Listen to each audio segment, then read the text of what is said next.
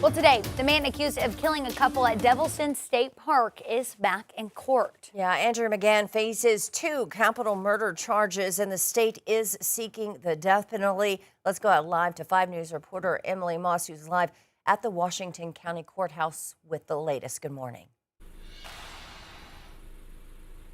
Good morning, Joe and Tiffany. Today's hearing is a status hearing. Now, we actually just saw sheriff's deputies bring in Andrew McGann to the courthouse. That hearing will begin at 8 o'clock. Let's talk about a little bit more of what we can expect today. Now, this comes right after the state had filed new filings in his case for aggravators, the reasonings behind why they are seeking the death penalty. Remember, McGann is accused of killing Clinton and Kristen Brink last July in Devil's Den State Park. The 3 reasons behind their pursuit for capital punishment: they claim that Andrew McGann caused the death of more than one person, committed the crime for the purpose of preventing arrest, and committed the crime in a cruel or depraved manner. You'll remember that Arkansas State Police believe McGann first killed Clinton and then killed Kristen when she returned from saving their children. It was after a 4-day manhunt that they finally found McGann at a Springdale hair salon. Now, this case will continue on for quite some time. This is one hearing and what's expected to be a string of them for a very long time. The earliest we could see this case go to trial is likely 2027, and this is just a status hearing. We are hoping we'll get more details of those claims from those filings in the last week in today's hearings, but we truly won't know. I'm going to be here all morning long giving you those latest updates of what we do expect from that meeting. Once again, we just saw him get brought into the courthouse, and that hearing starts at 8 o'clock. Back to you. All right, thanks for that, Emily. Well, developing this morning, Verizon says that it has resolved a carrier outage that has resulted in almost 200,000 people out of service. I saw you post about this yesterday. Yeah, definitely, because this affected a lot of people. You couldn't use your cell phone unless you were connected to Wi-Fi. Now, an important update for this morning that Verizon came out with, because you'll likely wake up with your phone still in the SOS mode if you have Verizon. Well, what you need to do is just turn your phone off, turn it back on, and it's going to work at that point. So that's important. Yeah, and that is scary. There was an AT&T outage a few years ago, and I remember just the panic because we're so used to having our phones of just having SOS, right? It is scary, especially if you're trying to go on a road trip or you're going somewhere new or need to make a phone call. So definitely glad that that is finally resolved. All right, other news we're following this morning: a fire on Dixon. Take a listen to this right here. That's employees there telling people to get out of that building, which is JJ's, the patio there, and move to the road. A big fire. Yeah, this was, as you see, right behind Doe's and JJ's on Dixon Street. And I think it's important to note that it was on a Wednesday night right after the game. And so a lot of people might have been out there watching the game or even out there celebrating. And so we did send 5 News reporter Jacob Luthi out there this morning. He has been figuring out the latest and even giving us a look at that damage in the aftermath this morning. Good morning, Jacob.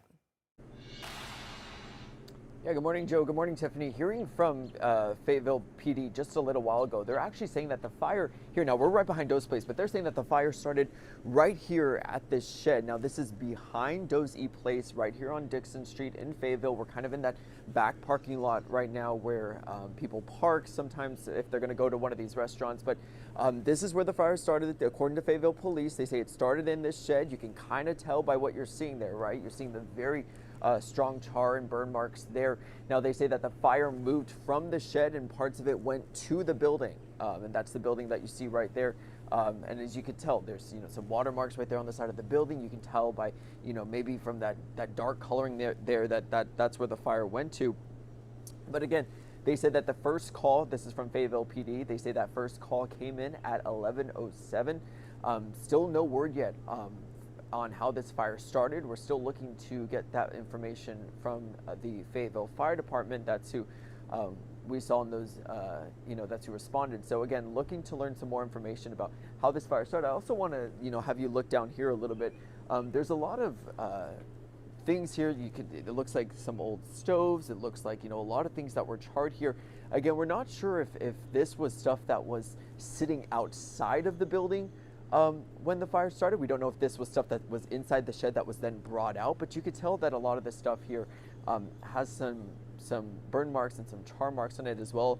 I'll also say of course, when you get a little bit closer to this fire, you start to smell what that kind of after a fire. I've been in these a couple of times where you can kind of smell that. Not too strong, but again, if you're standing right next to it, you can definitely smell that. But again, looking to learn some more information, how it started, also how long crews took to put it out. But for now, we're live in Fayetteville, covering news where you live. Jacob Luthi, 5 News. All right, thank you for that, Jacob. Another top story, we are learning about a second shooting in Minneapolis at the hands of an ICE agent. U.S. officials tell CBS News a Venezuelan migrant is expected to be okay after an agent shot him in the leg on Wednesday. The Department of Homeland Security said that the man and 2 other people attacked a federal agent with shovels and a broomstick during an arrest operation. Yeah, DHS saying that ICE was pursuing the man after he fled a traffic stop. Now, last night, Minnesota's governor urging President Trump to pull back the federal immigration surge. End this occupation. You've done enough. They can protest all they want. We're just going to double down and enforce the law. Well, the shooting sparked new clashes between protesters and law enforcement overnight in Minneapolis. The shooting came 1 week after ICE agent Jonathan Ross shot and killed 37-year-old Renee Good. All right, turning now to health news this morning. According to a YouGov poll, eating better ranks 3rd out of all New Year's resolutions, because we have a lot of them, right? With 22% of people responding to this, stating that that was their top goal. Yeah, I feel like that was a goal in our house, but the price tag, it keeps increasing and becoming more and more difficult to pay for healthier food items. We've noticed this at the grocery store the last few weeks. So according to research from Harvard, it costs about $150 more per day to eat a healthy diet versus an unhealthy diet. I mean, $1.50 adds up. Yeah, I mean, you're talking about a family of 4, $2,000 more extra a year. That's a lot, right? Oh, I mean, we went to Sam's this weekend, just bought, some meat, some healthy snacks. Just for the 2 of us, $150. Yeah. It adds up. Well, a survey from Credello finding that almost 50% of respondents find the price of healthy food expensive, just like we do.